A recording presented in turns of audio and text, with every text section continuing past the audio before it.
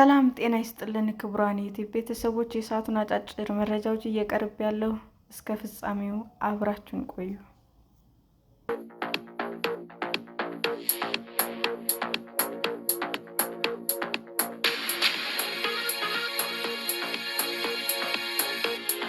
የራፐሩና ፖለቲከኛው ባሊንድራ ሻህ ፓርቲ የኔፓል ምርጫን አሸነፈ።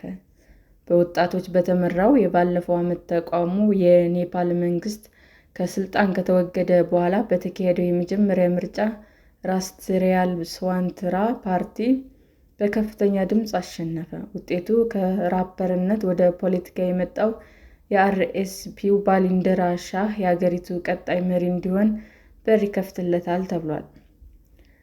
አርኤስፒ 182 መቀመጫዎች ማሸነፍ እንደቻለ ታውቋል። ውጤቱ በ10 ዓመታት ውስጥም በኔፓል የተመዘገበ የአንድ ፓርቲ ትልቁ ድል ሆኗል። የኔፓል ኮንግረስ 38 መቀመጫዎች በማግኘት ሁለተኛ ደረጃን ሲይዝ፣ የኔፓል ኮሚኒስት ፓርቲ ዩኤምኤል ደግሞ በ25 መቀመጫ ሶስተኛ ሆኗል። ወደ 19 ሚሊዮን ከሚጠጉ መራጮች ውስጥም 60 በመቶዎች መመረጣቸው ታውቋል። አዲሱ መንግስት እስኪቋቋም ድረስ ቢያንስ አንድ ሳምንት እንደሚፈጅም ይጠበቃል። ውጤቱ በአውሮፓውያን 2022 ለተመሰረተው እና በዚያው ዓመት በተካሄደው ምርጫ አራተኛ ደረጃ ላይ ለተቀመጠው አርኤስፒ ፓርቲ አስደናቂው እድገት ተደርጎ ተወስዷል።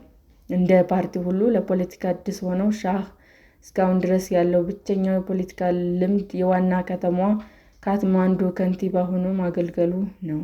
ውጤቱ በምርጫ ዘመቻ ወቅት የታየውን የለውጥ ፍላጎት የሚያንጸባርቅ ነው ተብሏል። ፓርቲው በኔፓል ቁልፍ የወጣቶች ጥያቄ የሆኑትን ስራ አጥነት፣ የኢኮኖሚ መዳከምና የኢኮኖሚ ደረጃ ልዩነት ጨምሮ ሌሎች ችግሮችን ለመፍታት ቃል ገብተዋል። እነዚህ ችግሮች ባሉበት ባለፈው ዓመት የማህበራዊ ሚዲያ ላይ እገዳ መጣሉ ወጣቶች የሚመሩት ተቃውሞ እንዲባባስ አድርጓል። ሰልፈኞቹ የኔፓል የፖለቲካ ስርዓትና የመደብ አለመመጣጠንን በማንሳት አገዛዙን ተችተዋል። በተቃውሞዎች ወቅትም 77 ሰዎች ተገድለዋል። የቢቢሲ ምርመራ እንዳመለከተው የአገሪቱ የፖሊስ አዛዥ በሺዎች በሚቆጠሩ ያልታጠቁ ተቃዋሚዎች ላይ ኃይል እርምጃ እንዲወሰድ ትዕዛዝ ሰጥቷል። ተቃውሞ የወቅቱ መሪ ኬፒ ሻርማ ኦሊ ከስልጣን እንዲወርዱም አስገድዷቸዋል። በኋላም በጠቅላይ ሚኒስትርነት ለመወዳደር እጩ ሆነው ቀርበዋል። ፓርቲያቸው ስፒኤንዩኤምኤል በምርጫው ሶስተኛ ደረጃን ከመያዙም በተጨማሪ የደጋፊ መሰረታቸውን እንደሆነም በሚነገረው ቻፕ 5 የምርጫ ክልል ጭምር በሻህ ተሸንፈዋል።